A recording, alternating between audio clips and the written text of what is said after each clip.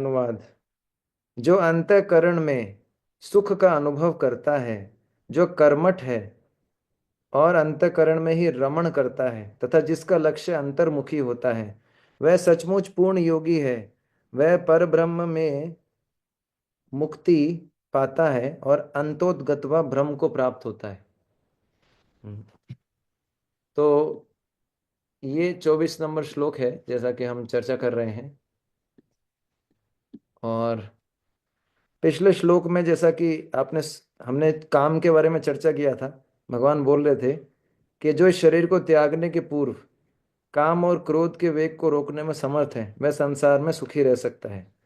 तो उसमें शब्द यूज हुआ था स युक्त स सुखी नरा, ये शब्द यूज हुआ था। तो स्टार्टिंग में क्या था कि पहले काम और क्रोध के वेग को जो सहन कर सकता है, वह युक्त रह सकता है और सुखी रह सकता है। युक्त का अर्थ होता है कृष्ण से जुड़ा हुआ, और सुखी का अर्थ है सुखी। ठीक है। तो जब भगवान ने 5.23 नंबर श्लोक बोला, तो अर्जुन के मन में एक डाउट आया कि जो व्यक्ति कृष्ण से जुड़ा हुआ है, क्योंकि इसमें आया था फिर 5.23 में स युक्त, युक्ता का अर्थ होता है कृष्ण से जुड़ा हुआ। फिर आगे बताया स सुखी नरा। तो जो व्यक्ति कृष्ण से जुड़ा हुआ है वह किस प्रकार से सुखी है? अर्जुन के मन में डाउट आया। अर्जुन सोच रहे थे, भगवान ने बताया कि जो कृष्ण से जुड़ा हुआ है वह सुखी है। तो अर्जुन को यह डाउट आया कि वह किस प्रकार से सुखी है। तो भगवान बताएंगे कि इस श्लोक के अंदर 24 नंबर श्लोक में कि वह किस प्रकार से सुख का अनुभव करता है। तो भगवान बता रहे हैं कि उसे किसी बाहर की वस्तु से सुख नहीं मिलता है। कैसे मिलता है? अंतःकरण, अंतःकरण में सुख का अनुभव होता है। ठीक है ना। तो स्टार्टिंग होता है श्लोक के यह अंतः सुख, यह अंतः सुख। इसका अर्थ क्या है? जो व्यक्ति अंदर से सुखी है, जो व्यक्ति क्या है, अंत का मतलब होता है अंदर से सुखी है। तो अंदर से सुखी है, ये इंपॉर्टेंट है। तो यहां पर सुखी होने का अर्थ वास्तव में क्या है? निर्भीक होना। सुखी होने का अर्थ क्या है? निर्भीक। निर्भीक का अर्थ है कोई किसी प्रकार का डर ना होना। ठीक है ना।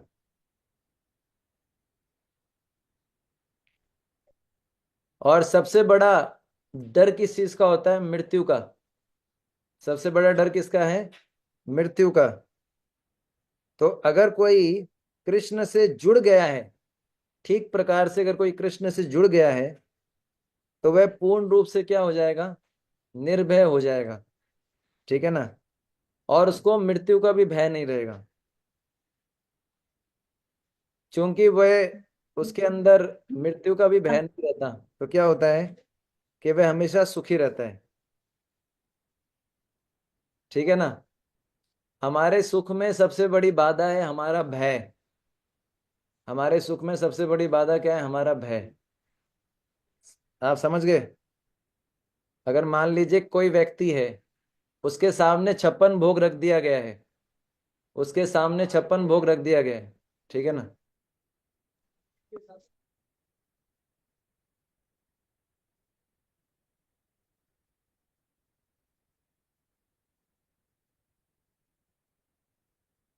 अगर कोई व्यक्ति जो है, अगर कोई व्यक्ति है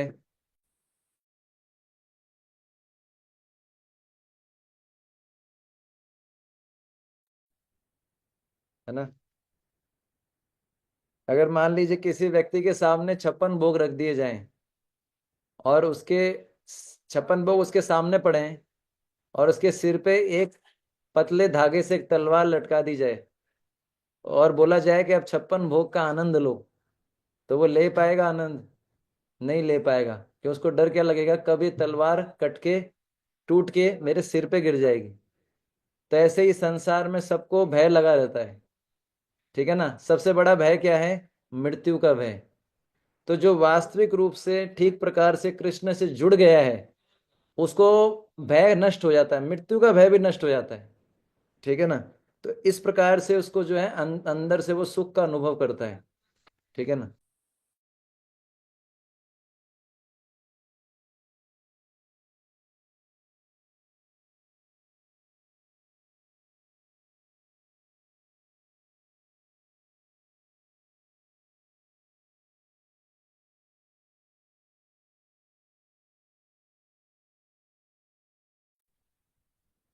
बीच में मैंने जैसे बताया था, कुछ नहीं कर सकते, है ना। तो आप समझ गए।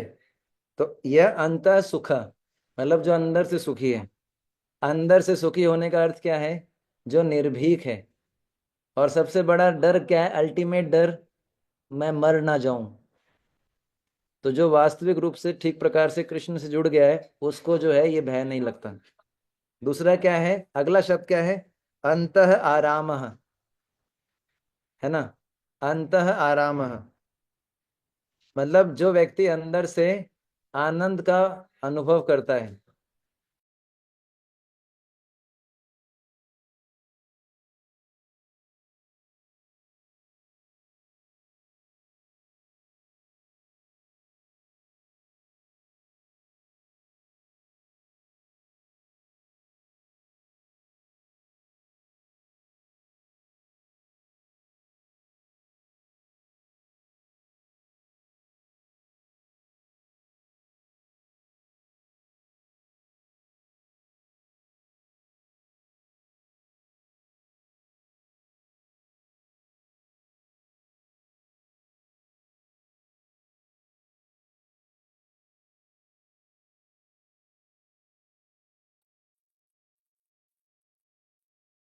दूसरा शब्द क्या है? अंतः आराम। अंतः आराम का अर्थ क्या है? जो व्यक्ति अंदर से आनंद प्राप्त करता है। पहले मैंने बताया, यह अंतः सुख। यह अंतः सुख का अर्थ क्या है?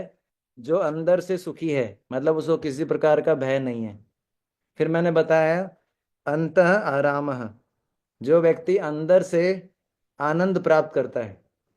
अंदर से आनंद प्राप्त करना, मतलब अंदर से आनंद, मतलब बाहर की वस्तुओं से आनंद नहीं मिलता उसको। बाहर का आनंद क्या है? इंद्रिय सुख, भौतिक वस्तुओं का आनंद, खाने का सुख, वही आहार निद्रा भय मैथुनम से। ठीक है ना। तो भक्तों को कैसा सुख मिलता है? अंदर का सुख कैसा मिलता है? भगवत गीता 10.9, है ना। भगवान के भक्त क्या करते हैं? जब एक दूसरे के बारे में, एक दूसरे के, भगवान के भक्त जब कृष्ण के बारे में एक दूसरे से चर्चा करते हैं, तो उनको एक विशेष प्रकार का आनंद और संतोष मिलता है। ठीक है ना। जब भगवान के भक्त इकट्ठा होते हैं तो एक दूसरे से भगवान की चर्चा करते हैं, तो उनको एक विशेष प्रकार का आनंद और क्या मिलता है? संतोष मिलता है। ठीक है ना। वो होता है अंदर का सुख। बाहर का सुख मतलब इंद्रिय भोग का सुख। ठीक है ना। तो प्रभुपाद जी लिखते हैं कि जैसे कोई तरुण तरुणी से मिलता है, पुरुष, यंग पुरुष यंग स्त्री से मिलता है, उसको क्या आनंद का अनुभव होता है ना। एक लड़का लड़की, जवान लड़का लड़की एक दूसरे से मिलते हैं तो उनको आनंद, उनको एक प्रकार का सुख मिलता है। तो जो कृष्ण भावना भावित व्यक्ति है, उसको वैसा ही सुख मिलता है भगवान की कथा सुनने में। वैसा ही सुख मिलता है भगवान का नाम जप करने में। रूप गोस्वामी जी ने बोला, युवती नाम यथा यूनो। हे प्रभु, जिस प्रकार से प्रार्थना किया है, एक यंग लड़के को यंग लड़की के का आकर्षण होता है, उसी प्रकार से कब वो दिन आएगा जब मेरे को आपके नाम के प्रति आकर्षण होगा। ये रूप गोस्वामी का प्रार्थना है। ठीक है ना। तो ये जो है, ये क्या है? आंतरिक सुख। ये क्या है? आंतरिक सुख जो मैंने बताया।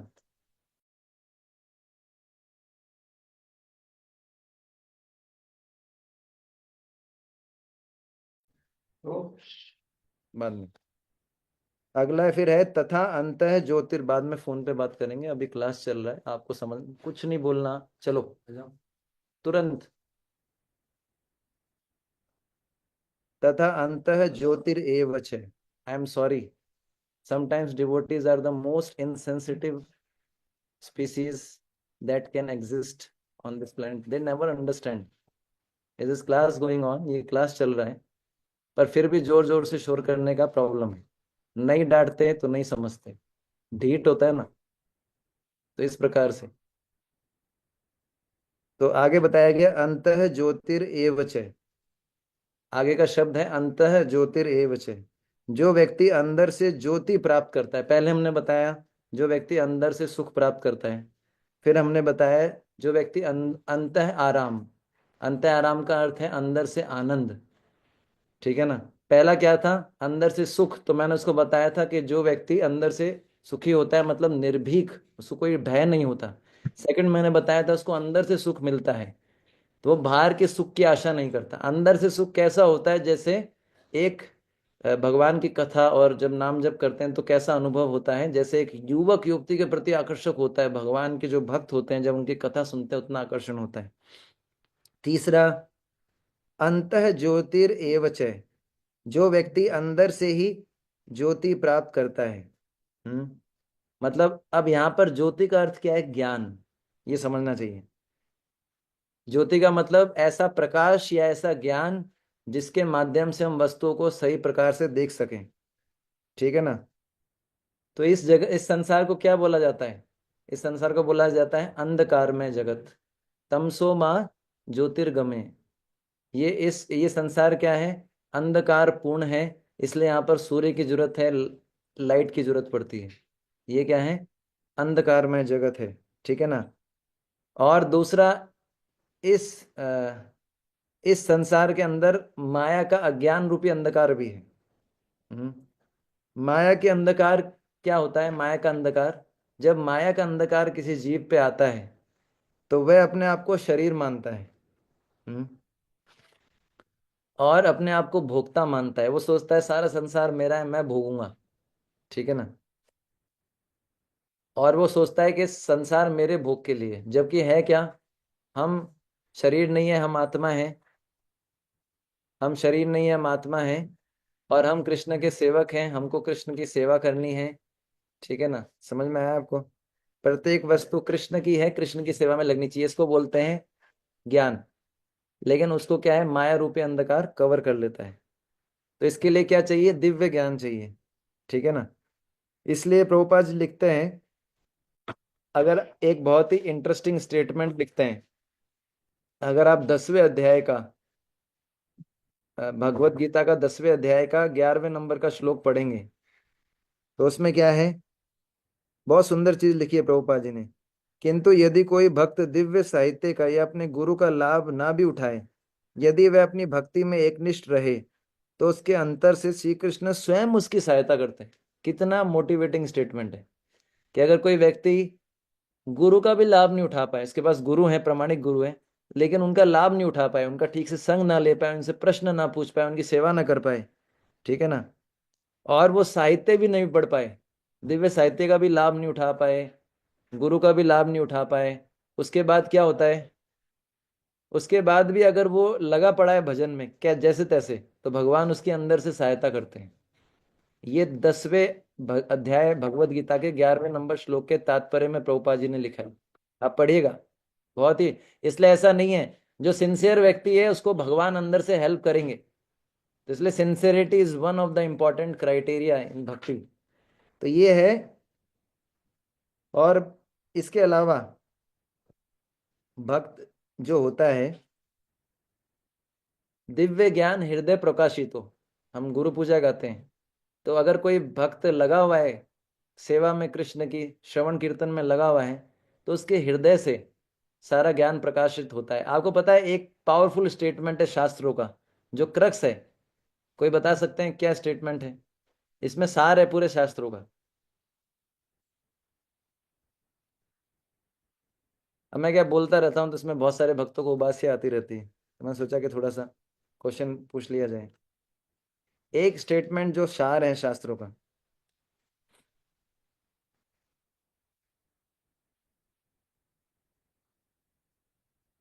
प्रभुपाद जी कई बार बोलते थे इसको।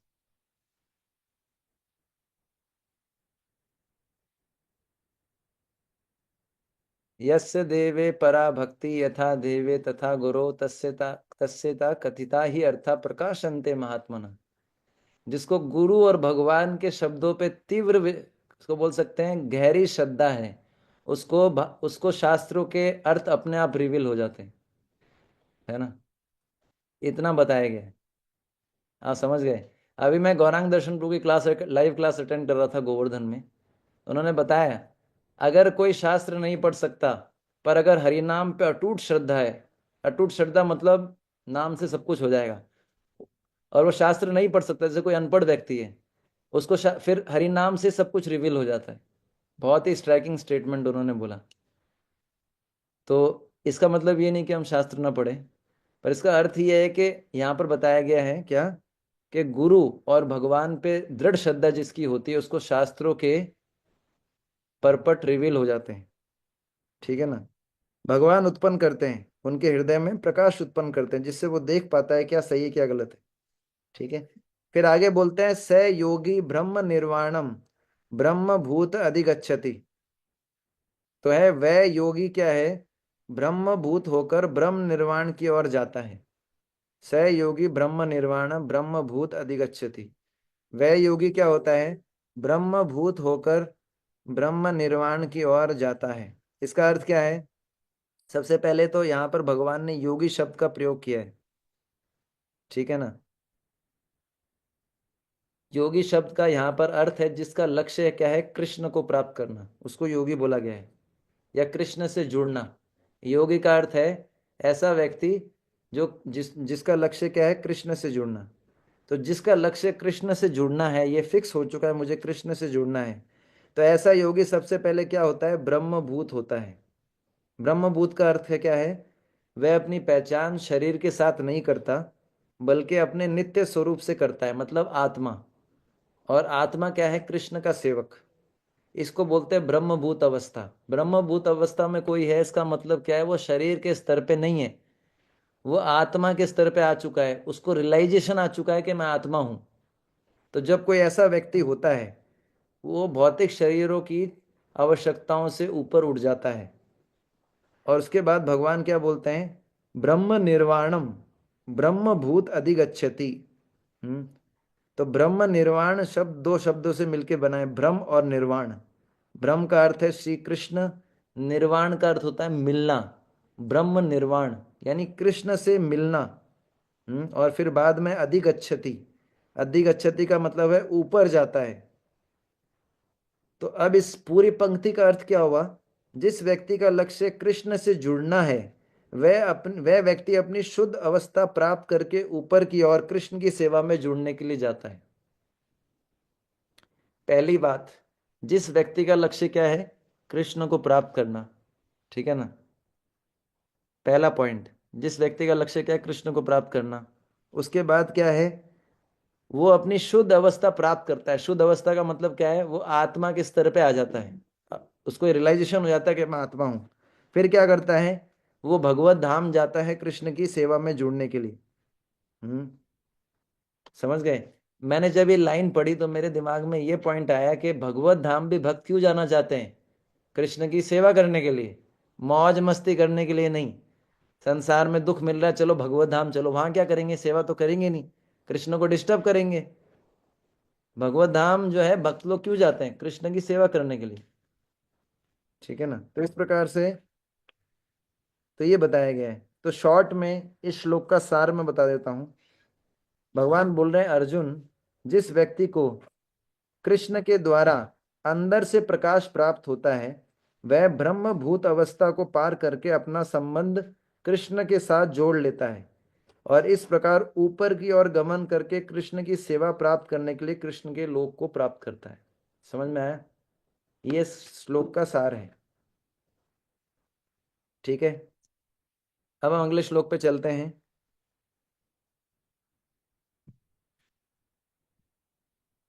25। लभन्ते ब्रह्म निर्वाणम लभन्ते ब्रह्मनिर्वाणम् ऋषया क्षीण कल्मषा ऋषयक्षीणकल्मषम् छिन्न द्वैधा यतात्मान छिन्नद्वैधा यत आत्मान यतात्मान यत् यत् आत्मानं सर्वभूते हिते रता। सर्वभूतहिते रतः।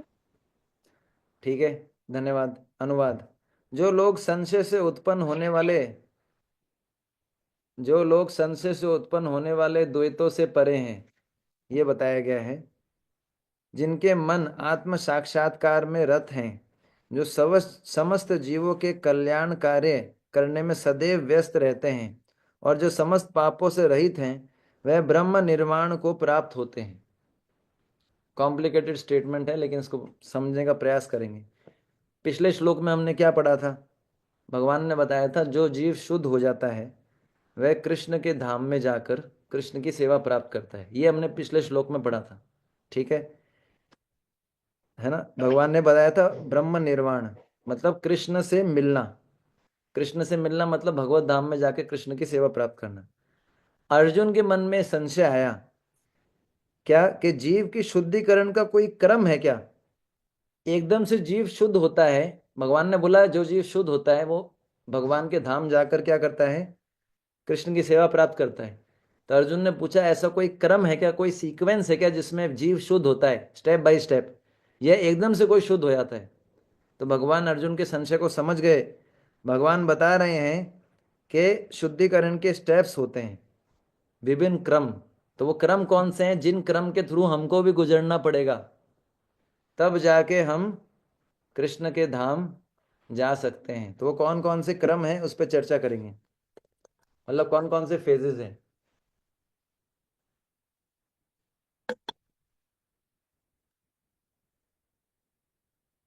पहला है लबन्ते ब्रह्म निर्वाणम ऋषय।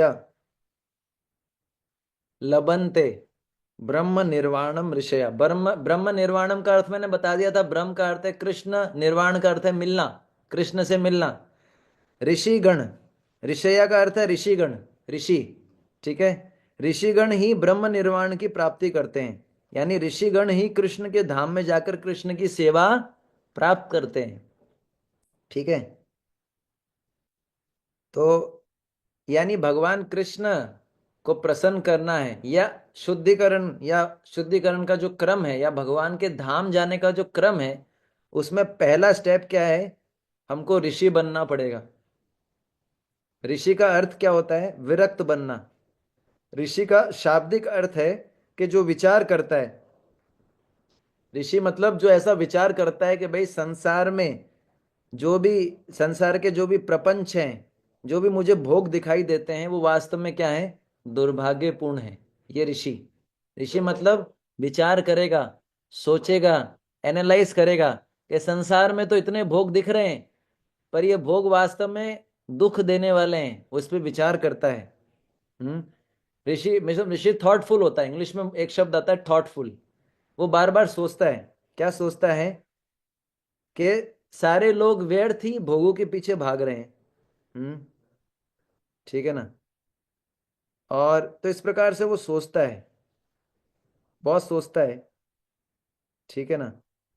वो सोचता है कि जैसे हम्म जैसे आपने देखा होगा कि संसार में लोग जो है तंबाकू खाते हैं, शराब पीते हैं, पीते रहते हैं, खाते रहते हैं। बहुत लंबे समय बाद जाके उनको रियलाइज होता है अरे मैंने क्या किया, मैंने अपना पैसा वेस्ट किया, मुझे कैंसर हो गया। ऐसे ही एक उदाहरण आता है, जैसे कोई जानवर है, वो गड्ढे में गिर गया जंगल में। ठीक है ना? उस पशु को बहुत समय बाद रियलाइज होता है कि मैं तो गड्ढे में गिर पड़ा हूं, मैं यहां से निकल नहीं सकता। उसी प्रकार जीवन के अंत में लोगों को समझ में आता है अरे मैंने अपना पूरा जीवन वेस्ट कर दिया, भजन नहीं किया। जैसे आप देखते हैं ना किसी की वो निकलती है शमशान, किसी की वो डेड बॉडी को लेके जाते हैं तो क्या बोलते हैं? राम नाम सत्य है। तो वो क्या राम नाम पहले सत्य नहीं था क्या? वो ऐसा बोलते हैं राम नाम सत्य है, और वो नाम नहीं लेते, लास्ट में क्या बोलते हैं? अरे मैंने भजन नहीं किया। उनको पता था पहले से, लेकिन फिर भी भजन नहीं किया। ठीक है ना? तो ये ऐसा ऐसा स्थिति होता है। मतलब ये लोग ऋषि नहीं होते। ऋषि मतलब सोचेगा, मनन करेगा कि संसार में वास्तविक सुख नहीं है, क्यों भागू मैं भोग के पीछे, इस प्रकार से सोचने वाला। ठीक है ना? तो अगर भगवान के धाम में जाके उनकी सेवा प्राप्त करनी है तो उसका एक ही तरीका है कि ऋषि बनना पड़ेगा। ऋषि बनने का अर्थ है संसार के दुखों का बार बार चिंतन करना पड़ेगा। संसार के सुखों से ऊपर उठने के लिए संसार के दुखों का बार बार चिंतन करना पड़ेगा कि संसार में वास्तविक सुख नहीं है, दुख ही दुख है ना? मैं अभी एक आपको रियल एक्सपीरियंस बताता हूं। अभी गौर पूर्णिमा प्रोग्राम के लिए हम लोग इनविटेशन देने गए थे, एक बहुत धनी व्यक्ति यहाँ बीकानेर में। 2 साल पहले हम उनसे मिले थे।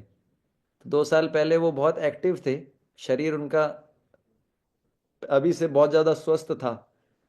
और वो गार्डनिंग करते हुए उन्होंने मेरे को अपने, बहुत बड़ा मकान है उनका, बहुत बड़ा प्रॉपर्टी है।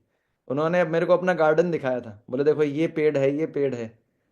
और मैं उनको 2 साल बाद इनवाइट करने गया, तो उनकी ऐसी स्थिति थी कि वो बोल नहीं पा रहे थे, उनको कैंसर हो गया, उनके गले का जो है वो बोल नहीं पा रहे, और खा पी नहीं सकते ज्यादा। गले के अंदर जो है वो कुछ कैंसर का इशू हो गया कुछ। अब उनकी ऐसी स्थिति है कि उनके रिलेटिव्स भी उनसे बात नहीं कर रहे हैं, वो ना ज्यादा कुछ खा पा रहे हैं ना बोल पा रहे हैं, और बहुत ही, जो कहते हैं ना, कष्टदायक स्थिति है। ठीक है ना। तो संसार में यही है, वो कुछ समय पहले सब कुछ ठीक था, उस समय उनको रियलाइजेशन पता नहीं कितना हुआ, लेकिन अब उनको रियलाइजेशन हो रहा होगा कि संसार में कैसा स्थिति है। तो जब मैंने उनको देखा तो मुझे समझ में आया, हे भगवान, इतना बड़ा प्रॉपर्टी है, सब कुछ है, लेकिन ये प्रॉपर्टी उनके काम नहीं आ रहा, अभी उनको ठीक नहीं कर पा रहा।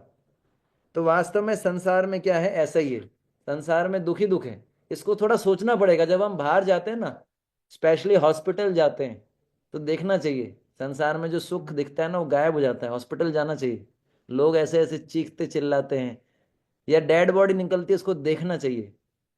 तो है ना, थोड़ी देर के लिए सही, पर कुछ वैराग्य तो आए। अभी तो जो है ऐसा लगता है कि सुख ही सुख है। तो इसलिए इसको बोला गया ऋषि बनना पड़ेगा। पहला कैटेगरी क्या है, ऋषि। दूसरा क्या है, क्षीण कल्मषा। पहला क्या है, ऋषि, क्षीण कल्मषा, ऋषया। फिर क्या है, क्षीण कल्मषा। क्षीण कल्मषा का अर्थ है समस्त पापों से रहित। हम्म। भगवत गीता के 10वें अध्याय के तीसरे श्लोक में भगवान कहते हैं कि जो व्यक्ति कृष्ण को अजन्मा, अनादि और समस्त लोकों के स्वामी के रूप में जानता है, मनुष्यों में केवल वही मोह रहित होता है, समस्त पापों से मुक्त हो जाता है ना। इसका अर्थ पता है क्या है, जब तक हमारे शरीर के अंदर पाप रहते हैं, तब तक हम कृष्ण की दिव्यता को नहीं जान पाएंगे। भगवान बोलते हैं ना, जन्म कर्म में चे मैं जन्म कर्म च मैं दिव्यम एवं यो वेति तत्वतः, बोलते हैं ना कि मेरे जन्म और कर्म दिव्य हैं। हमको यकीन होता है इस पे, हमको थोड़ा बहुत होता है, पर सामान्य व्यक्ति को बिल्कुल यकीन नहीं होता। क्यों? क्योंकि उसमें पाप है। हमारे अंदर भी पाप है, लेकिन अभी बहुत कम है या खत्म होने वाले हैं। तो जब तक हमारे शरीर में पाप रहते हैं, समझ गए, तब तक क्या होता है, हम कृष्ण को सामान्य मनुष्य ही समझेंगे। हम्म। और जब कृष्ण को तभी ये बोल सकते हैं पूरी तरीके से समझा जा सकता है, जब हम पाप से पूरी तरीके से मुक्त हो जाएं। एक श्लोक आता है गीता में, ये शाम तो अंतगतम पापम। सुना है ना ये श्लोक? कि हम दृढ़ता से भजन क्यों नहीं कर पाते, क्वेश्चन पूछा जाता है, प्रभु जी डिटर्मिनेशन नहीं आता भजन करने का। क्योंकि अभी भी पाप है। पाप के कारण डिटर्मिनेशन नहीं आता भजन करने का। पाप के कारण हम कृष्ण को नहीं समझ पाते हैं। पाप के कारण हम गुरु कृष्ण को सामान्य व्यक्ति मानते हैं। ठीक है ना। तो अगर कृष्ण की सेवा प्राप्त करनी है, भगवत धाम जाना है, भगवत धाम जाके कृष्ण ब्रह्म निर्वाणम, भगवत धाम जाके कृष्ण की सेवा करनी है, तो उसमें सेकंड पॉइंट क्या है कि हमको समस्त पापों से मुक्त होना पड़ेगा। पहला क्या था, ऋषि बनना पड़ेगा, थॉटफुल बनना पड़ेगा, संसार के दुखों पे विचार करना पड़ेगा। सेकंड पॉइंट क्या था कि समस्त पापों से मुक्त होना होगा, क्षीण कल्मषा। तो इसलिए ध्यान रखना चाहिए हमसे कोई पाप ना हो जाए। जाने में तो हो ही ना, अनजाने में भी वो हमारे कंट्रोल में नहीं, लेकिन जितना हो सके बचना चाहिए। तीसरा क्या है, छिन द्वेदा। तीसरा क्या है, छिन द्वेदा। छिन द्वेदा का अर्थ क्या होता है, छिन द्वेदा? छिन द्वेदा का मतलब होता है जिनकी द्विविधा नष्ट हो जाती है। द्विविधा का अर्थ क्या है, दो प्रकार के विचार। समझ गए आप? दो प्रकार के विचार, मतलब वो हमेशा कंफ्यूज रहते हैं, ये करूं या ये करूं, ये करूं या ये करूं, कंफ्यूज रहते हैं। इसको बोलते हैं द्विविधा, या इसको कई बार बोलते हैं दुविधा। सुना ना, दुविधा, कि मैं दुविधा में हूं प्रभु जी, क्या करूं, माला करूं कि ना करूं। 12 माला हो गई प्रभु जी, नींद आ रही है, रात के 12 बज चुके हैं, प्रभु जी 4 माला करूं या ना करूं, छिन द्वेधा। समझ में आया? तो तो एक विचार, इसलिए लोगों में डाउट रहता है, पता है क्या डाउट रहता है लोगों में, एक एक विचार तो रहता है कि मेरे जीवन का लक्ष्य क्या है। जीवन का लक्ष्य है, लोग सोचते हैं समाज सेवा करना, देश सेवा करना, परिवार सेवा करना। लेकिन अगर फिर एक दूसरा प्रकार का विचार रहता है, कृष्ण की सेवा में संपूर्ण जीवन लगाना। तो लोग हमेशा डाउट में रहते हैं, कृष्ण की सेवा के लिए संपूर्ण जीवन लगाऊं या परिवार की सेवा करूं, समाज की सेवा करूं, मानवता की सेवा करूं। इसलिए लोग रहते हैं।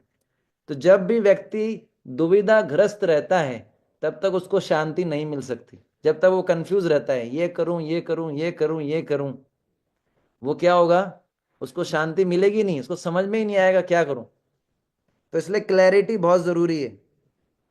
तो इसलिए बोल रहे हैं भगवान, उसको द्विविधा से मुक्त होकर कृष्ण की शरण लेनी चाहिए।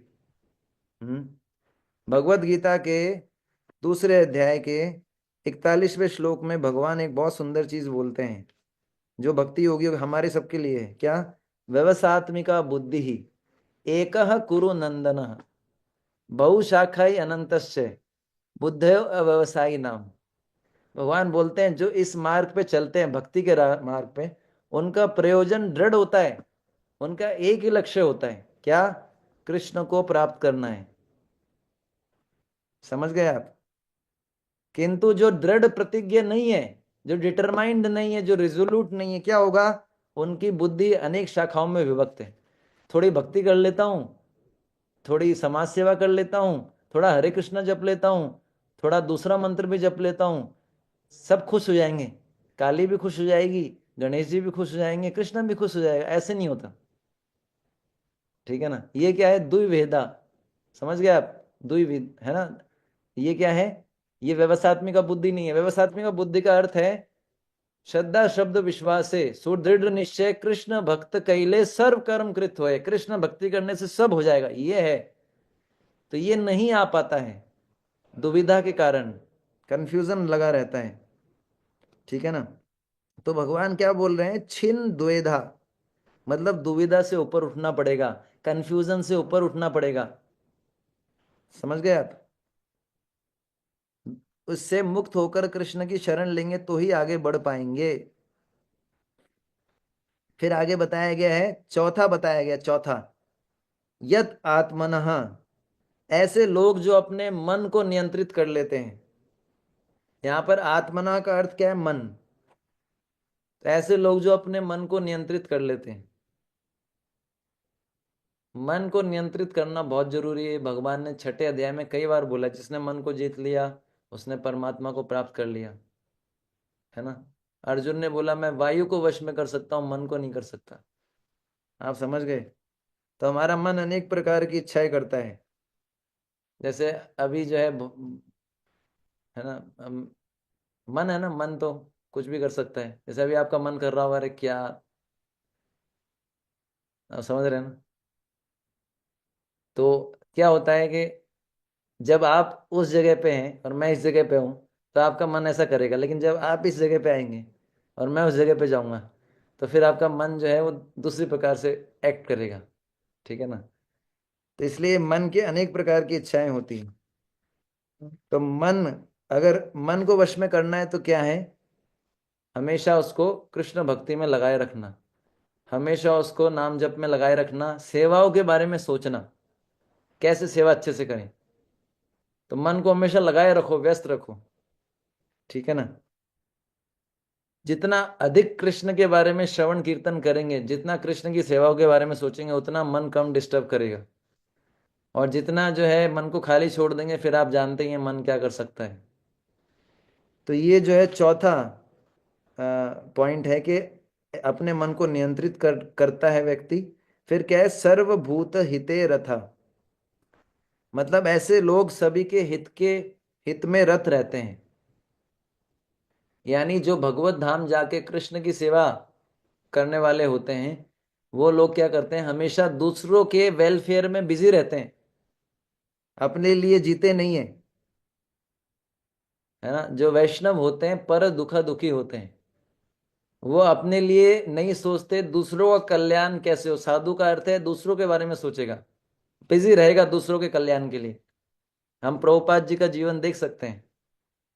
प्रभुपाद जी ने अपना पूरा जीवन लगा दिया, और भी बहुत सारे जो हमारे वर्तमान आचार्य हैं। तो जो कृष्ण भक्त होता है वो दूसरों के हित के लिए अपना जीवन लगा देता है। हम्म। एक उदाहरण आता है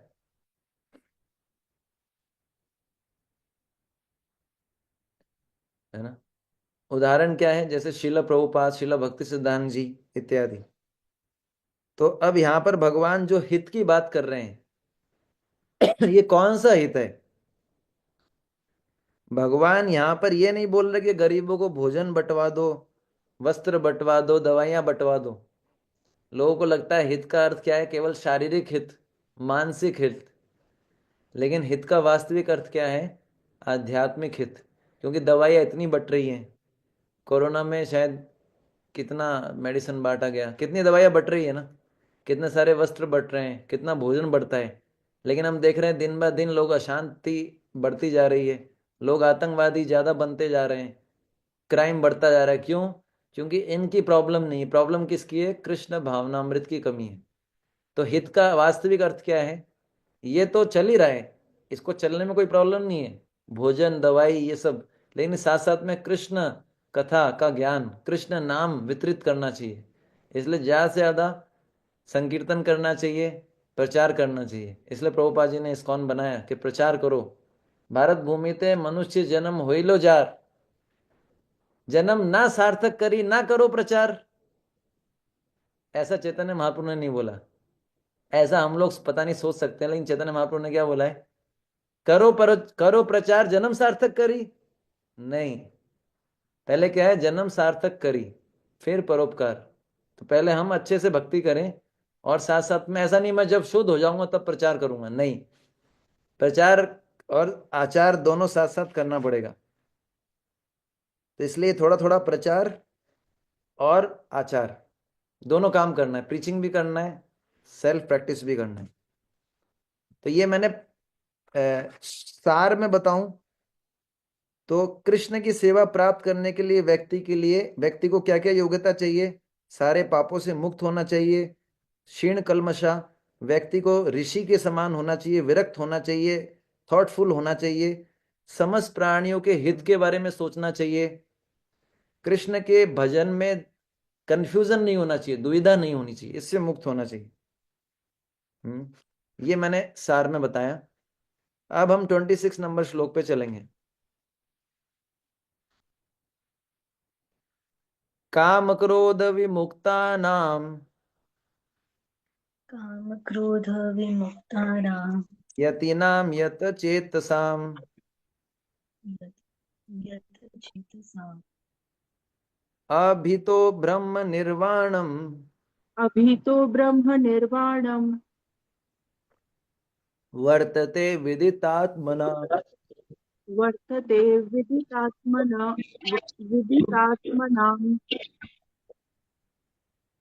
बहुत बहुत धन्यवाद। अनुवाद। जो क्रोध तथा समस्त भौतिक इच्छाओं से रहित है, जो स्वरूप सिद्ध आत्म संयमी है और समसिद्धि के लिए निरंतर प्रयास करते हैं, उनकी मुक्ति निकट भविष्य में सुनिश्चित है।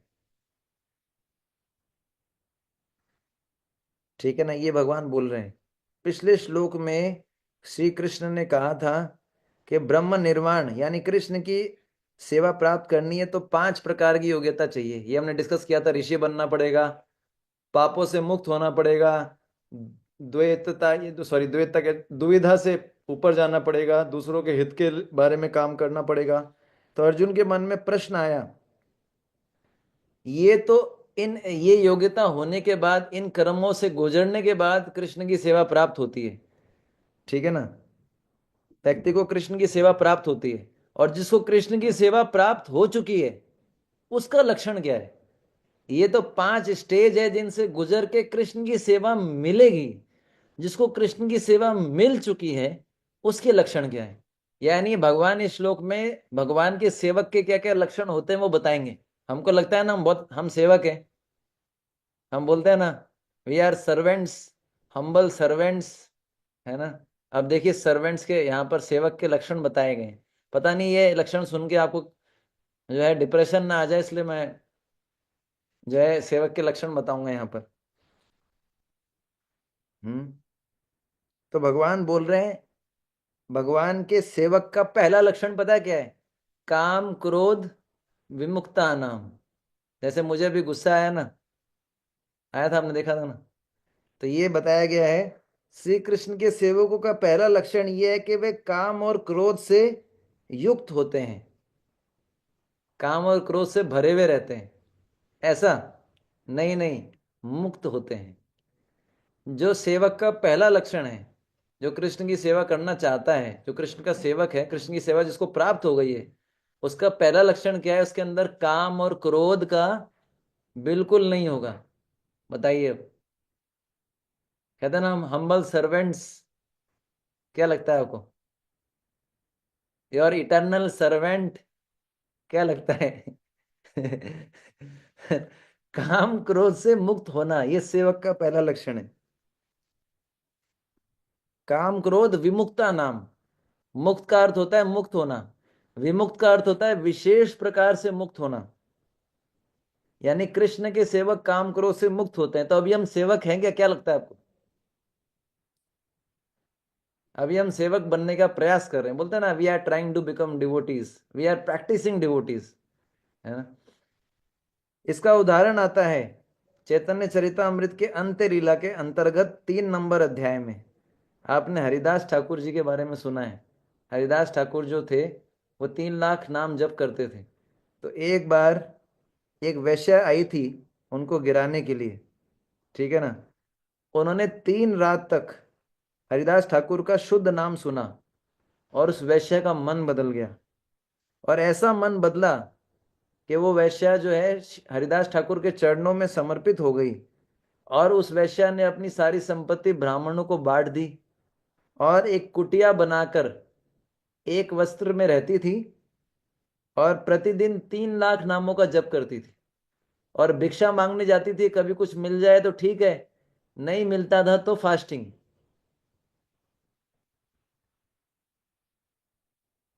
है ना। ये कैसे आया बदलाव? क्योंकि हरिदास ठाकुर की कृपा मिली। तो जो हरिदास ठाकुर भी ऐसे ही थे, उन काम क्रोध से मुक्त थे। तो भगवान के जो भक्त होते हैं वो क्या होते हैं?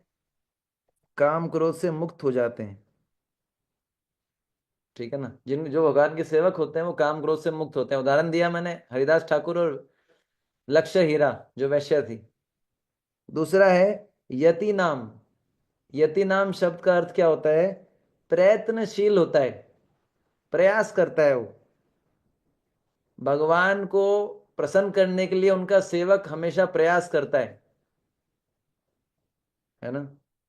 आपने वो सुना होगा, ना ही सुप्तस्य सिंहस्य प्रविशन्ति मुखे मृगा। सुना है ना कि सोए हुए शेर के मुंह में अपने आप हिरन नहीं जाता, है ना। तो भगवान के हर कार्य के लिए प्रयास करना पड़ता है, प्रयत्न करना पड़ता है। अपने आप कुछ नहीं होता। अपने आप जैसे कई लोग बोलते हैं ना प्रभु जी जब भगवान की कृपा होगी तो हम मंदिर चले जाएंगे। सिनेमा जानते हैं तो फिर ये नहीं बोलते भगवान की कृपा है। सिनेमा जाते हैं तो अपनी इच्छा से जाते हैं। और मंदिर जाना होता है तो क्या है? भगवान की कृपा होगी तब मैं जाऊंगा। समझ पा रहे हैं आप? तो जो है यहाँ पर बताया गया यति नाम, मतलब जो भगवान के सेवक होते हैं वो भगवान को प्रसन्न करने के लिए प्रयत्न करते हैं। प्रयत्न, यति नाम का अर्थ है प्रयत्नशील। अब मैं आपको एक और उदाहरण देता हूँ कि भगवान के सेवक कैसे होते हैं। इसको सुन के हो सकता है कि आप सनातन गोस्वामी का उदाहरण आता है, चैतन्य हरिदास ठाकुर का तो सुन लिया ना आपने, काम क्रोध से मुक्त होते हैं। अब अगला उदाहरण है प्रयत्नशीलता के लिए। रघुन ये सनातन गोस्वामी जी के बारे में सुना है आपने? जगन्नाथपुरी में जब चैतन्य महाप्रभु रहते थे, एक बार चैतन्य महाप्रभु ने सनातन गोस्वामी को भोजन के लिए अपने पास बुलाया। तो सनातन गोस्वामी, आप जगन्नाथ मंदिर गए ना, जगन्नाथपुरी गए, ठीक है ना? और ये कहाँ थे?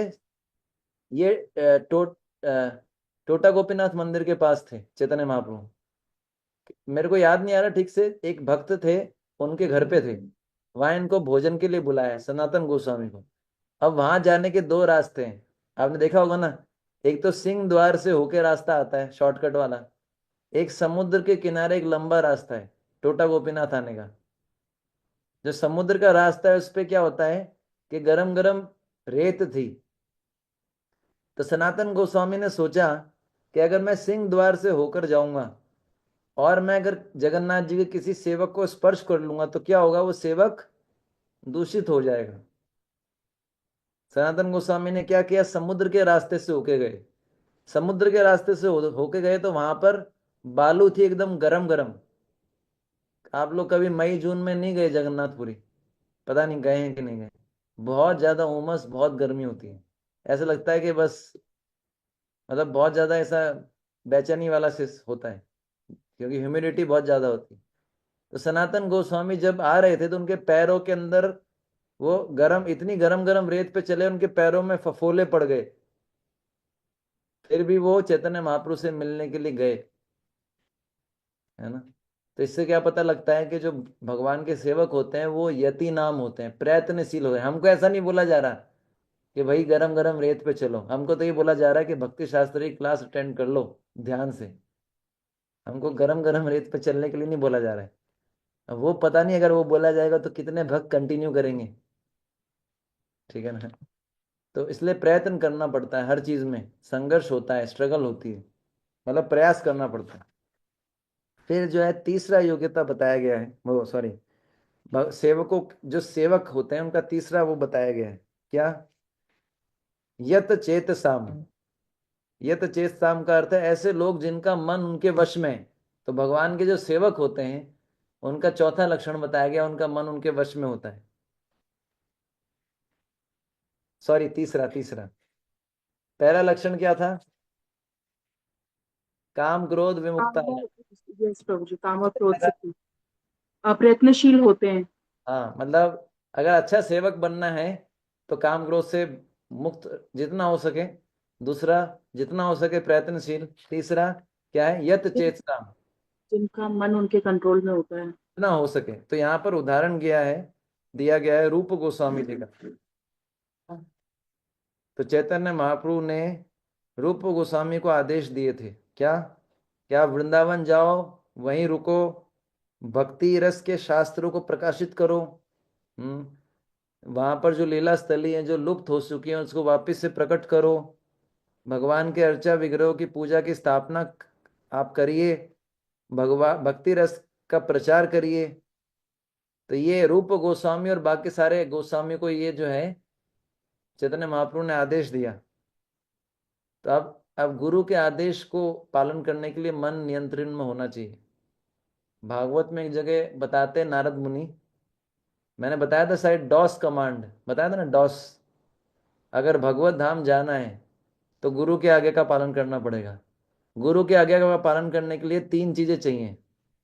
डॉस, DOS, डॉस जानते हैं ना? Discipline, obedience, self control. Do's command बोलते हैं, डॉस कम MS डॉस या जो कुछ ऐसा होता है, डॉस कमांड। तो डिसिप्लिन जरूरी है। फिर आज्ञाकारिता, मतलब अनुशासन, आज्ञाकारी कारिता, और स्वयं आत्म नियंत्रण। ये जब तक नहीं होगा हम गुरु की आज्ञा पालन नहीं कर सकते, और गुरु की आज्ञा पालन नहीं करेंगे तो भगवत धाम नहीं जा सकते। तो ये जो 6 गोस्वामी थे, इन्होंने अपने मन को इतना वश में कर लिया था कि चैतन्य महाप्रभु के आदेशों के अतिरिक्त और कुछ नहीं सोचते थे। चैतन्य महाप्रभु के आदेशों के अलावा इनको कुछ सोचते ही नहीं थे, है ना? गुरु मुख पद्म वाक्य चित्तते कोरिया है क्या, और ना करी हो मने आशा। ये तभी हो पाएगा जब हमारा मन हमारे नियंत्रण में होगा। या ऐसा भी बोल सकते हैं, अगर हम पूरा दिन अगर यही सोचेंगे कैसे गुरु के आज्ञा का पालन किया जाए तो मन ऑटोमेटिकली नियंत्रण में आ जाएगा। तो आप सोचिए, अभी तो वृंदावन में धर्मशालाएं हैं, अभी तो इतने सारे प्रसादम की व्यवस्थाएं भी हो गई, है ना? अब तो हमको एक बस फोन करना पड़ता है, बुकिंग कर देते हैं, प्रसाद भी मिल जाता है। जिस लीला स्थल पे जाना होता है उस पर तुरंत टोटो किया, टोटो वाला आ गया, कालिया दह जाके, हम कालिया दह जाके आ गए प्रभु जी। अब सोचिए आज से कई हजारों साल पहले ना टोटो था, वृंदावन एक जंगल था, वहां पर लीला स्थली लुप्त हो चुकी थी, वहां पर कोई धर्मशाला नहीं थी, भोजन की कैसी व्यवस्था थी, इन सब में ऐसी स्थिति में रखा जाए हमें। तो ये 6 गोस्वामी ऐसे रहते थे, इतना सब समस्याओं में प्रॉब्लम्स, फिर भी इनका मन जो है हमेशा एक ही चैतन्य महाप्रभु के आदेशों का स्मरण करता रहता था। ठीक है ना। तो ये क्या है, यत चेतसाम, जिन लोगों का मन उनके वश में होता है। फिर क्या है, अभी तो, ये चौथा चौथा बता रहा हूं, अभी तो ब्रह्म निर्वाणम वर्तते विदित आत्मानम, मतलब जीवन तथा मरण दोनों ही स्थितियों में ब्रह्म निर्वाण प्राप्त करते हैं। अभी तो शब्द का अर्थ होता है दोनों ही स्थितियों में, और वर्तते शब्द का अर्थ होता है प्राप्त करते हैं, और विदित आत्मानम शब्द का अर्थ है ऐसे लोग जो कृष्ण के मन को समझते हैं। समझ में आया। अभी तो ब्रह्म निर्वाणम वर्तते विदित आत्मानम, अभी तो शब्द का अर्थ है दोनों ही स्थितियों में, कौन कौन सी, जीवन या मरण। ब्रह्म निर्वाणम मैंने बताया कृष्ण से मिलना। वर्तते, वर्तते का अर्थ होता है प्राप्त, प्राप्त रहता है उसे। विदित आत्मानम शब्द का अर्थ होता है ऐसे लोग जो कृष्ण के मन को समझते हैं। समझ में आया। तो विदित आत्मानम, तो जो भगवान की सेवा करने के लिए वास्तव में इंटरेस्टेड है, कृष्ण उसको बुद्धि देते हैं ताकि वह समझ पाए कि भगवान उससे क्या चाहते हैं। फर्स्ट क्लास सेवक उसको बोला जाता है जो स्वामी की इच्छा को समझ जाए बिना बोले। सेकंड क्लास जो बोल के समझे, थर्ड क्लास जो बोल के भी ना समझे, और उसके बाद जितनी क्लास है वो आप जानते हैं। तो जब वो कोई वास्तव में सिंसियरली भगवान की सेवा करना चाहता है तो भगवान उसको बुद्धि देते हैं ताकि वो समझ पाए कि मेरी इच्छा क्या है। भगवान की इच्छा है, पता है कौन से, भगवान हमसे क्या इच्छा करते हैं। 9वें अध्याय का 34वां श्लोक, मन मना भव मद भक्तो मध्याजी माम नमस्कुरु माम एवस्यसि युक्त वेरम आत्मानम मत परायण। भगवान बोलते हैं 4 चीज, भगवान हमसे 4 चीज चाहते हैं। भगवान की इच्छा क्या है, मन मना, अपना मन मेरे में लगाओ, मेरे भक्त बनो, मुझे नमस्कार करो, है ना, मेरी पूजा करो। ऐसा करके तुम निश्चित रूप से मेरे पास आ जाओगे, ये भगवान की इच्छा है। तो जो भगवान के सेवक होते हैं वो भगवान की इच्छा को जान जाते हैं, कृष्ण के मन को समझ जाते हैं। तो भगवान बोल रहे हैं, भगवान कृष्ण कह रहे हैं कि ऐसे सेवक चाहे जीवित रहे चाहे मरे, वे सदैव ब्रह्म निर्वाण की अवस्था में रहते हैं। तो भक्तगण जो है वो मुक्त ही रहता है। भक्त ऐसा नहीं कि शरीर छोड़ने के बाद मुक्त होता है, वो जिए चाहे मरे। जियोवा मरोवा सुना है आपने, जियोवा मरोवा स्टोरी सुनी है, जियोवा मरोवा। गुरु नानक जी के बारे में आता है, वो अपने शिष्य के साथ जा रहे थे तो एक राजकुमार को देखा।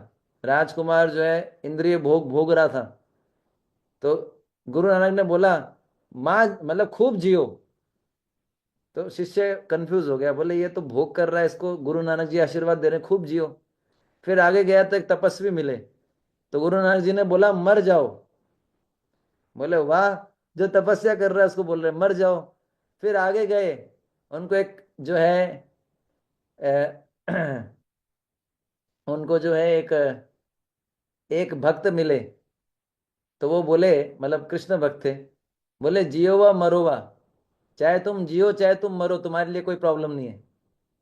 फिर वो एक कसाई के पास गए, बोले तुम ना तो जियो और ना मरो। तो ये जो शिष्य थे पूरे कंफ्यूज हो गए, बोले क्या बोल रहे हैं गुरुजी, मुझे समझ में नहीं आया। तो गुरु नानक जी ने उनको समझाया। क्या समझाया, कि देखो ये जो राजकुमार है ये भोग कर रहा है, मरने के बाद इसकी अच्छी खासी पिटाई होने वाली है यमदूतों के द्वारा, इसको जितना भोग करना है करने दो। इसलिए मैंने बोला जियो जितना जीना है, एक बार पिटाई शुरू हो गई तो वो रुकने वाली नहीं है, है ना। जैसे अभी आपको बहुत मजे आ रहे हैं, एक बार भक्ति शास्त्री का एग्जाम शुरू होगा और उसके बाद जब आपको क्लास लेनी पड़ेगी मेरी जगह, तो फिर जो है आप, फिर हम बात करेंगे, ठीक है ना। फिर उसके बाद वो आगे गए, उसके बाद वो बोले कि सेकंड कौन थे, तपस्वी। बोले ये इतनी तपस्या कर रहा है, इतना तपस्या कर रहा है कि ये मर जाए, इसको और तपस्या करने की जरूरत नहीं है, ये मर जाए तो ठीक है, ये इसने सिद्धि को प्राप्त कर लिया है। फिर आगे गए, बोले कृष्ण भक्त हैं, ये चाहे जिए ये चाहे मरे, ये जीते जी भी कृष्ण की सेवा करते हैं, मरने के बाद भी कृष्ण की सेवा करेंगे, इनके लिए क्या है। और बोले ये जो कसाई है, बोले ये जीते जी भी नरक में है, मरने के बाद तो यमराज जी की भक्ति शास्त्री क्लास चलेगी। तो इससे तो आप जानते ही हैं फिर क्या होगा। इसलिए बोला कि तुम ना जियो ना मरो। तो भक्त जो होता है वो पहले भी मुक्त होता है और मृत्यु के शरीर छोड़ने के बाद भी मुक्त होता है। वो उसके लिए, उसको मृत्यु से भय नहीं लगता, उसको ये डर नहीं लगता कब शरीर छोड़ेंगे। वो बस उसको कृष्ण की सेवा की चिंता रहती है, सेवा होनी चाहिए। जैसे प्रभुपाद जी ने बोला ना, राधा रास बिहारी जी से प्रॉमिस किया कि मैं तुम्हारा मंदिर, मैं आपका मंदिर बना दूंगा। तो ये भक्त मतलब ऐसे इनको बोलते हैं भक्त, जो अपने प्राण गवा देते हैं लेकिन भगवान की सेवा में पीछे नहीं हटते। ऐसे कई भक्त हैं, बहुत सारे भक्त हैं, बहुत सारे उदाहरण, ठीक है ना। तो ये है। फिर 27 और 28 नंबर श्लोक। प्रभु जी, जो श्लोक नंबर 26 है उसका जो सेकंड लाइन है उसको एक बार छोटा सा समेशन फिर दे दीजिए। अभी तो ब्रह्म निर्वाणम वर्तते Yes. विदित आत्मानम, यानी जो जीवन तथा मरण दोनों स्थितियों में वे ब्रह्म निर्वाण प्राप्त करते हैं। इसका अर्थ क्या है कि भगवान के सेवक चाहे जिए चाहे मरे, वो हमेशा ब्रह्म निर्वाण की अवस्था में रहते हैं। ब्रह्म निर्वाण का अर्थ है हमेशा मुक्ति रहते हैं। बेसिकली कृष्ण को, चाहे वो जिए कृष्ण की सेवा में लगे रहते हैं, मरे वो शरीर छोड़ने से डरते नहीं है। सेवा सेवा उनका मेन फोकस रहता है, सेवा अच्छे से होनी चाहिए। तो वो पहले भी मुक्त हैं, कृष्ण से मिले हुए हैं, जुड़े हुए हैं, और शरीर छोड़ने के बाद भी ब्रह्म निर्वाण कृष्ण के धाम ही जाएंगे। फिर 27 और 28 नंबर श्लोक। स्पर्शान कृत्वा बहिर्भायंस,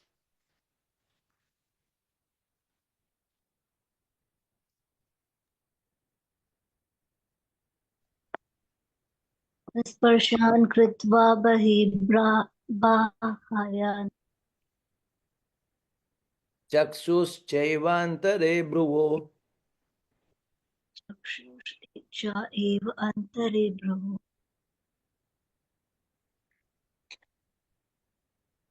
प्राणपानौ समौ कृत्वा, प्राण प्राणापाने समौ कृत्वा नासाभयन्तरचारिणौ, नासाभयन्तरचारिणो यतेन्द्रियमनोबुद्धिर् यतेन्द्रियमनोबुद्धि मुनिर्मोक्षापरायणा, मुनिर्मोक्षपरायण विग विगतेच्छा भये क्रोधो, विगतेच्छा भये क्रोधो यह सदा मुक्त एव स। यः सदा मुक्त एव स।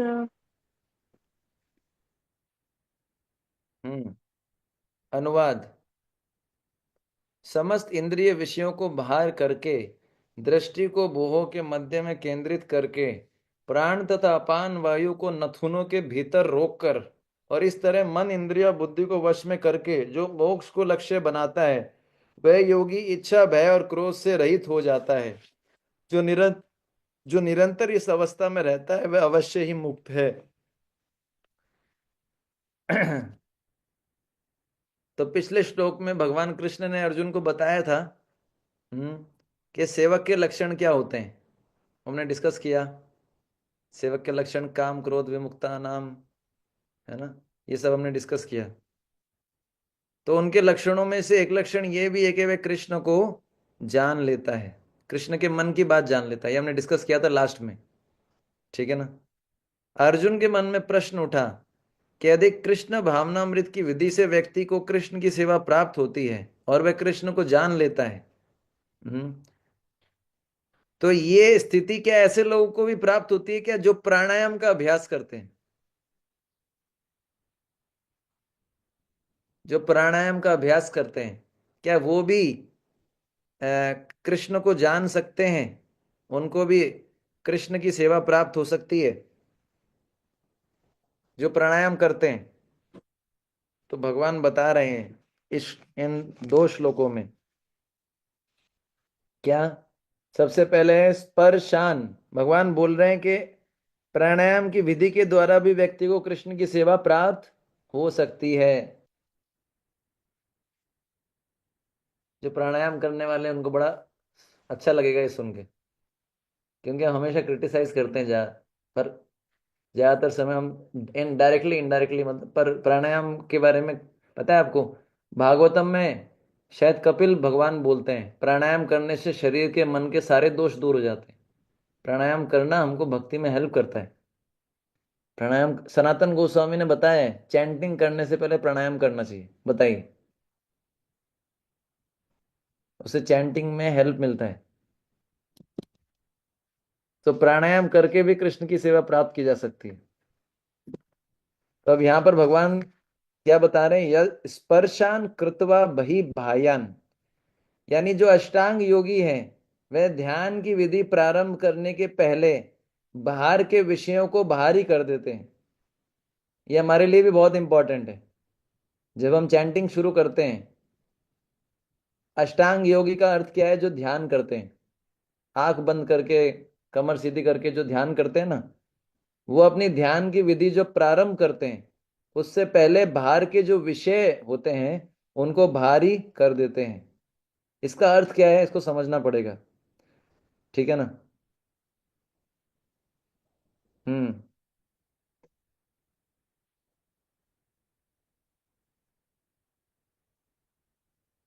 तो हमारी जो इंद्रियां हैं, कौन कौन सी ज्ञानेंद्रियां?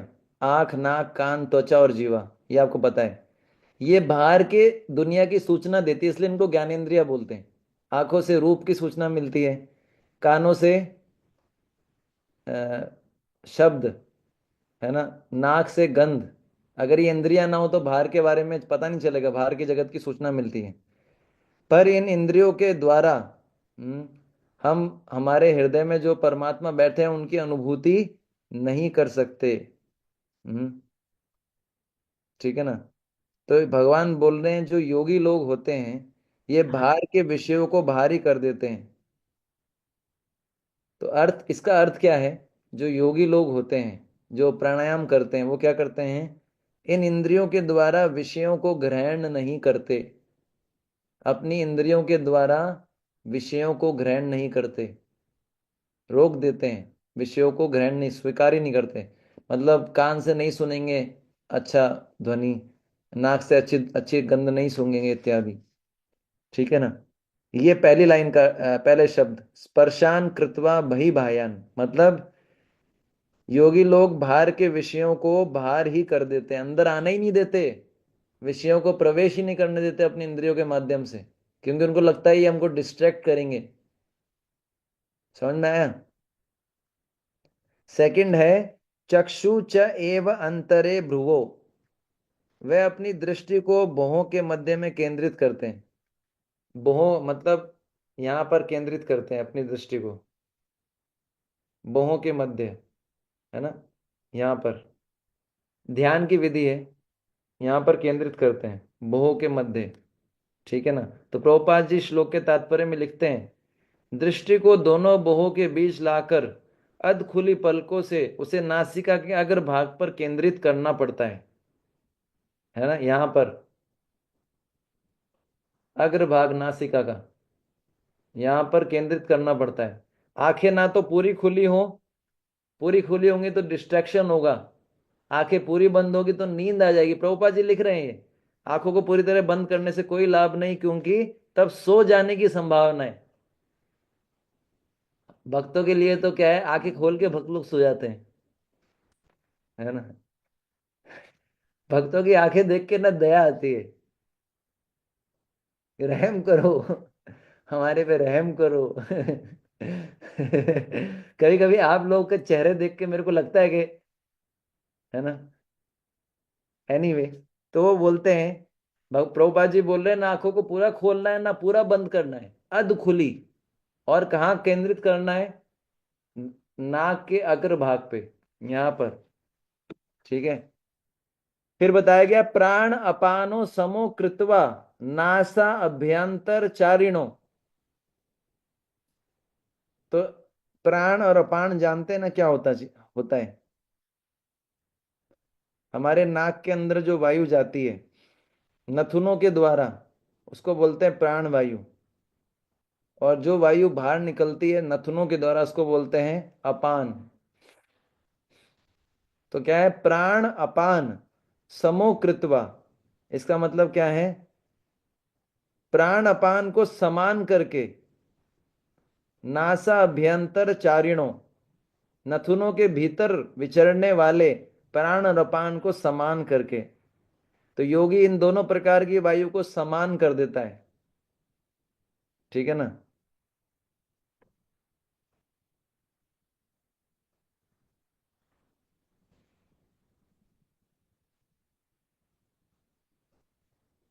नॉर्मली क्या होता है कि नॉर्मली जब हम सांस लेते हैं दोनों दोनों नाक से सांस लेते हैं।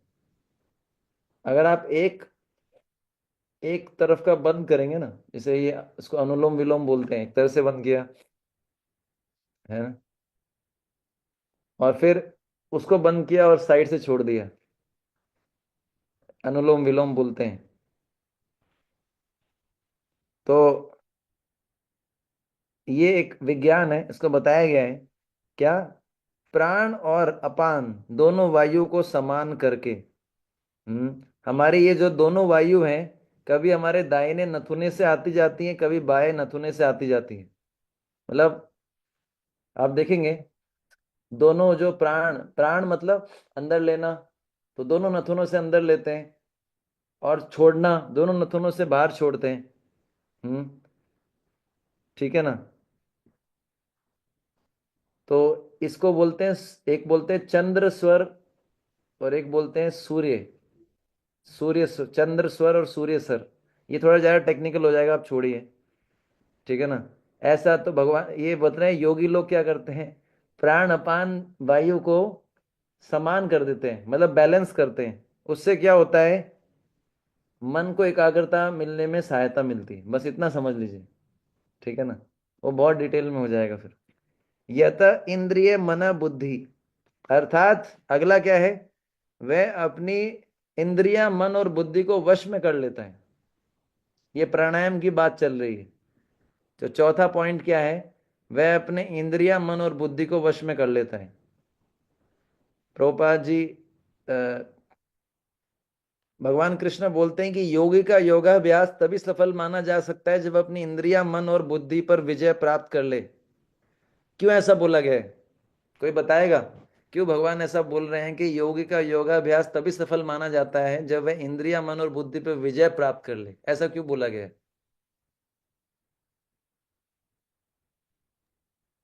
प्रभु जी, अगर वो मतलब कंट्रोल में नहीं होंगी तो फिर योगी तो फिर भटकता ही रहेगा ना, आई हाँ, थिंक। पर क्यों क्यों ऐसा क्यों? क्योंकि मन ही तो भटकाता है ना, और इंद्रियां कार्य करने के लिए प्रेरित करती हैं। पर मन क्यों भटकाता है? इसके पीछे क्या कारण है? हमारे पाप होते हैं प्रभु जी। पाप किस लिए करता है व्यक्ति?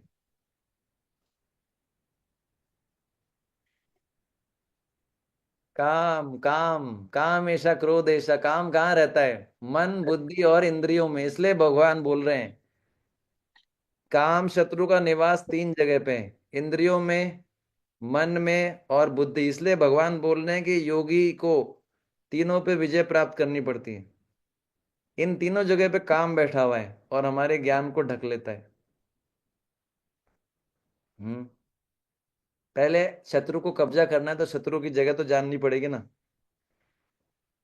और इसमें भी सबसे मेन है मन। मन जो है सारे इंद्रियों का केंद्र बिंदु है। तो ये भगवान ने तीसरे अध्याय भगवत गीता के 40वें श्लोक में बताया है ना? क्या? काम शत्रु का निवास 3 जगह होता है, इंद्रिया, मन और बुद्धि, इसलिए इनको जीतना जरूरी है।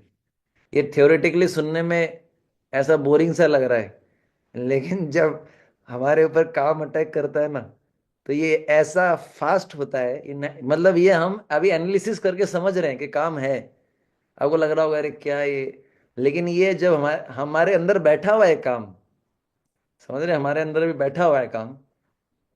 तो अब पर जब काम का एक्शन होता है ना, इतना फास्ट होता है कि हम समझ ही नहीं पाते। फिर आगे बताया गया मुनि ही, वह योगी मुनि बन जाता है। मुनि का अर्थ क्या है? कि अपनी इंद्रियों को, मन और बुद्धि को कृष्ण को खोजने में लगा देता है। हम्म मतलब वो अपने इंद्रियों का उपयोग बाहर के विषयों को भोगने में नहीं करता, बल्कि कृष्ण कृष्ण को खोजने में करता है। जैसे मैंने बताया था ऋषि, तो मुनि शब्द का अर्थ अर्थ भी वैसा ही होता है, मननशील। मुनि मतलब मननशील।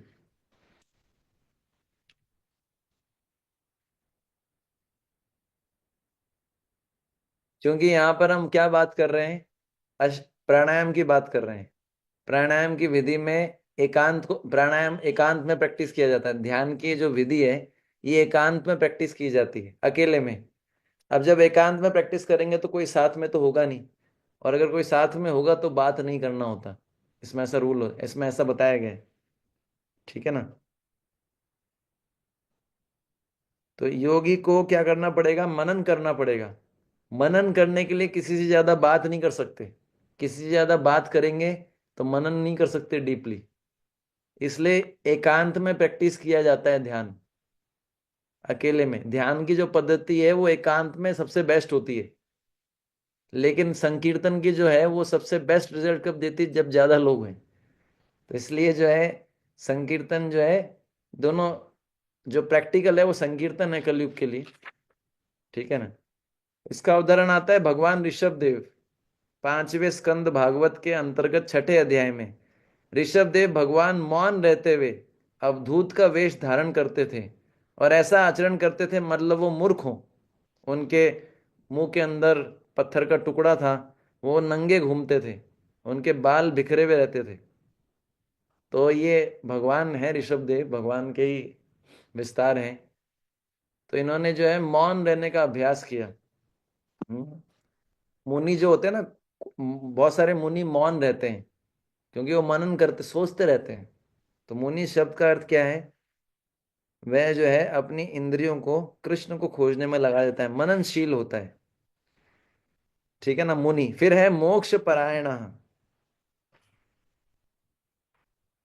क्या है? मोक्ष परायण, यतेन्द्रिय मनोर्बुद्धिर मुनिर मोक्ष परायण। तो मोक्ष परायण का अर्थ होता है ऐसा व्यक्ति जो संसार बंधन से मुक्त होने के लिए प्रयास करता है। मोक्ष का अर्थ सिंपल है, मुक्ति। हम्म शिल प्रभुपाद जी लिखते हैं इसके तात्पर्य में, मोक्ष परायण का अर्थ है वह अपनी मुक्ति की तैयारी करता है। ठीक है ना? मोक्ष परायण का अर्थ क्या है? जो अपनी मुक्ति की तैयारी करता है। प्रभुपाद जी लिखते हैं कि कृष्ण भावना अमृत में रत होने पर व्यक्ति तुरंत ही अपने आध्यात्मिक स्वरूप को जान लेता है, जिसके पश्चात भक्ति के द्वारा वह परमेश्वर को समझता है। जब मनुष्य भक्ति करता है तो दिव्य स्थिति को प्राप्त होता है और वह अपने कर्म क्षेत्र में भगवान की उपस्थिति का अनुभव करने योग्य हो जाता है। ये विशेष स्थिति मोक्ष कहलाती है। इस प्रकार हमें समझना है कि अष्टांग योग की विधि का भी यही लक्ष्य है कि व्यक्ति पूर्णतया कृष्ण भावना भावित हो जाए।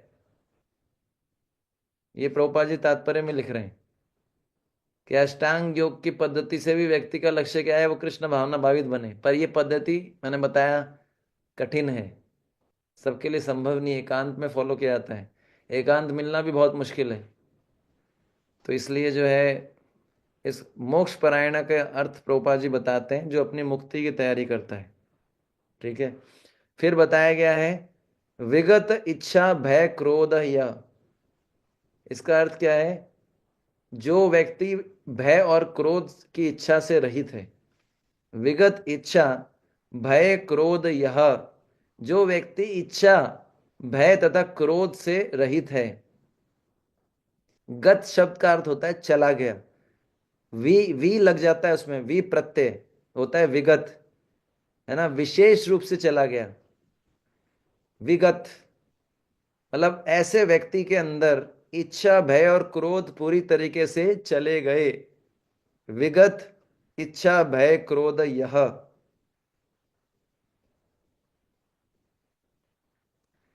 तो जब व्यक्ति के मन में इंद्रिय तृप्ति की इच्छा होती है और जब कोई दूसरा व्यक्ति उसको इंद्रिय तृप्ति में बाधा बनता है, तो अगर वो जो दूसरा व्यक्ति उससे ज्यादा पावरफुल है तो ये व्यक्ति क्या हो जाता है, उससे भयभीत हो जाता है। और जब दूसरा व्यक्ति पावरफुल नहीं है तो ये व्यक्ति क्रोधित हो जाता है। देखा होगा ना आपने, जब आपका विरोध करने वाला आपसे कमजोर है तो आप उस पर गुस्सा करेंगे, है ना। तो भगवान बोल रहे हैं कि अष्टांग योग से भी व्यक्ति इस स्थिति तक आ सकता है। हम्म, किस स्थिति पे आ सकता है कि वे इच्छा भय और क्रोध से रहित हो सकता है। जैसे मैंने बताया था, क्रोध, है ना, काम क्रोध विमुक्ता नाम। तो प्राणायाम की विधि से भी व्यक्ति इस स्थिति पे आ सकता है। फिर आगे है सदा मुक्त एव स। वह व्यक्ति सदा मुक्त ही है। मतलब वो हमेशा मुक्त ही है। उसके लिए चिंता की बात नहीं, कि वो ऐसा नहीं सोच, टेंशन नहीं करेगा मृत्यु के बाद मैं मुक्त हो पाऊंगा।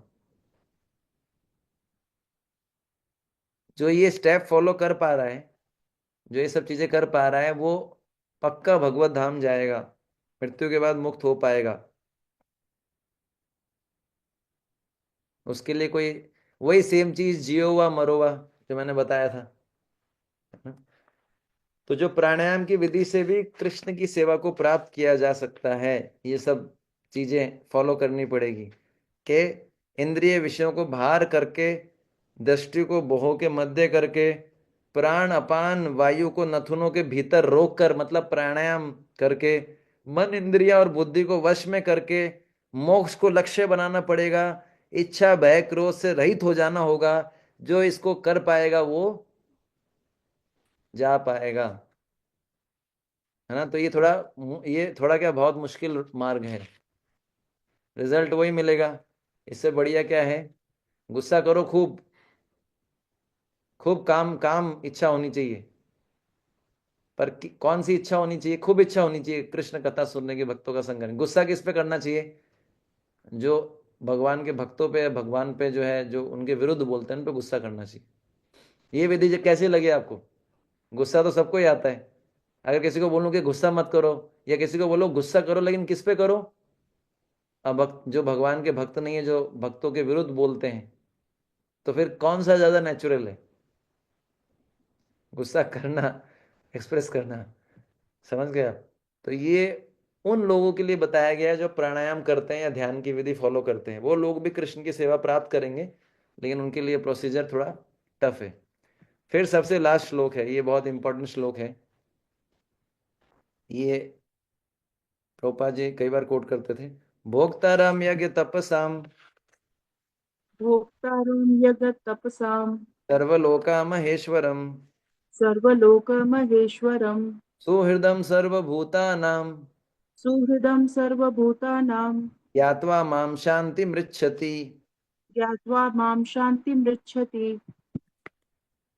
अनुवाद, मुझे समस्त यज्ञों तथा तपस्याओं का परम भोक्ता, समस्त लोकों तथा देवताओं का परमेश्वर एवं समस्त जीवों का उपकारी एवं हितैषी जानकर मेरे भावना अमृत से पूर्ण पुरुष भौतिक दुखों से शांति लाभ करता है।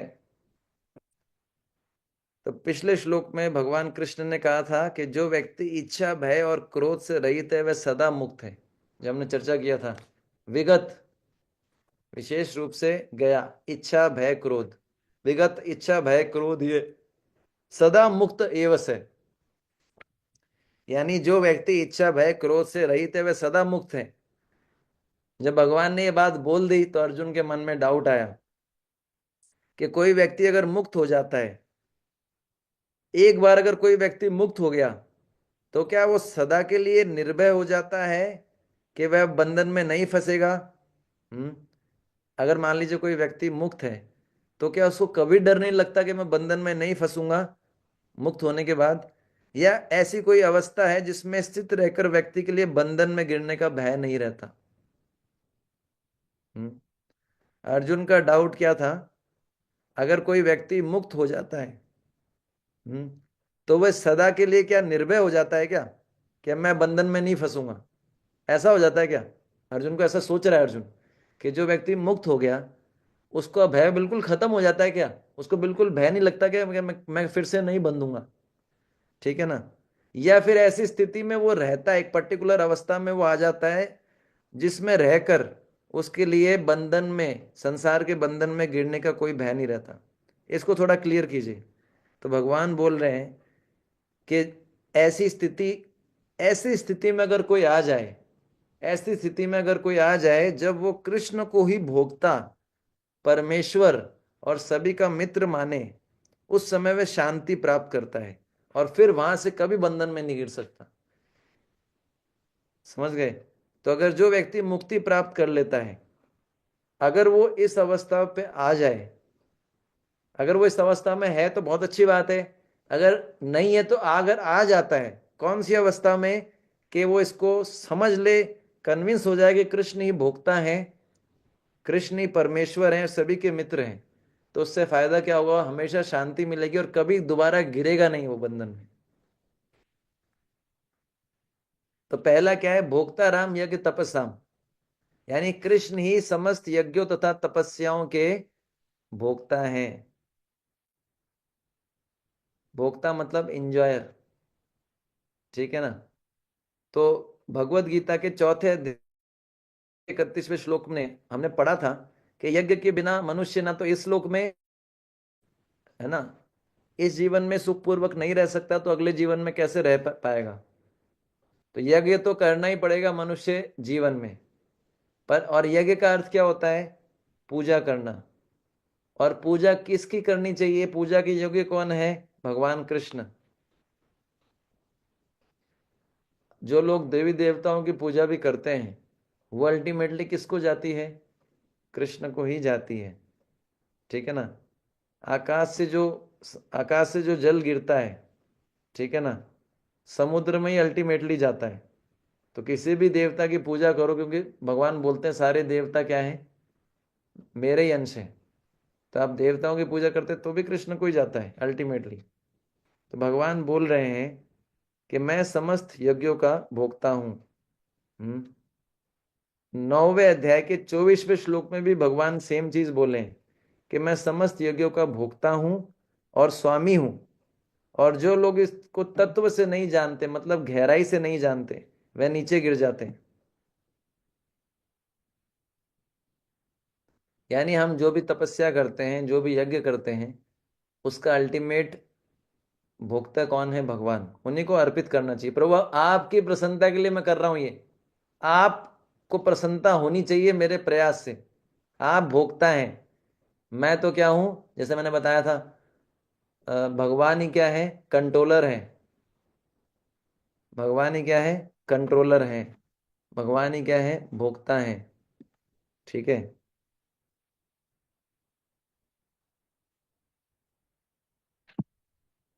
यहां तक कि ये बताया गया भागवतम में, अगर आपको भौतिक चीज भी चाहिए तो भी भगवान से ही प्रार्थना करो, देवताओं के पास मत जाओ। अकाम सर्व कामो वा मोक्ष कामा उदार दी। अगर आपके मन में कोई कामना है या नहीं है, तीव्रेण भक्ति योगे न, ध्रुव महाराज के हृदय में कामना थी ना, उनकी इच्छा पूरी हुई, लेकिन क्या करना पड़ेगा? तीव्र रूप से भक्ति करनी पड़ेगी, ठीक है ना? तो आपने गोवर्धन लीला सुनी है। गोवर्धन लीला में प्रॉब्लम क्या थी? इंद्र जो थे वो अपने आप को भोक्ता मान रहे थे। भगवान ने उनका अहंकार चूर किया और नंद महाराज को बोल के भगवान ने इंद्र जी का यज्ञ बंद करवा दिया। हम्म। तो वहां पर भगवान दिखाते हैं क्या? भगवान ने इंद्र का अभिमान नष्ट किया था कि वह आप यज्ञों के भोक्ता नहीं हो, है ना? तो जिस प्रकार देवतागण अपने को यज्ञ का भोक्ता समझने की भूल की है, जैसे इंद्र ने किया, उसी प्रकार जो यज्ञ करने वाले पुरुष होते हैं, और वो देवताओं को यज्ञ का भोक्ता मानने लगते हैं, तो उनको भी संसार के बंधन से छुटकारा नहीं मिलता, ना शांति प्राप्त होती है। ऐसे लोग जो है देवताओं के लोक में जाते हैं, वैकुंठ नहीं जाते। ठीक है ना।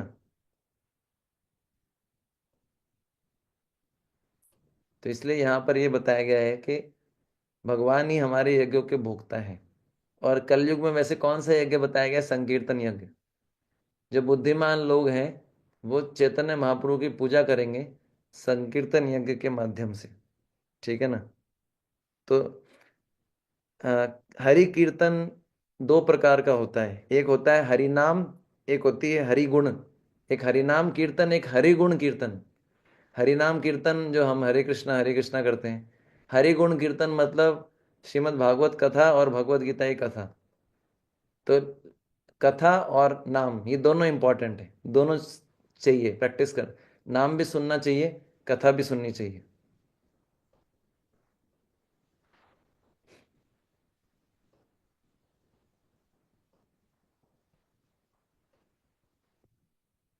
ठीक है। फिर भगवान बोलते हैं सर्वलोका महेश्वरम। तो शांति का पहला सूत्र क्या था? कि भगवान सभी यज्ञों के भोक्ता हैं। शांति का दूसरा सूत्र क्या है? कि कृष्ण सर्वलोक महेश्वरम है, सारे देवताओं के साथ सभी जीवों के ईश्वर हैं।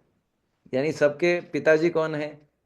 अल्टीमेट फादर, या बोल सकते हैं, है ना, अहम बीज प्रदापिता, भगवान है सबके कंट्रोलर।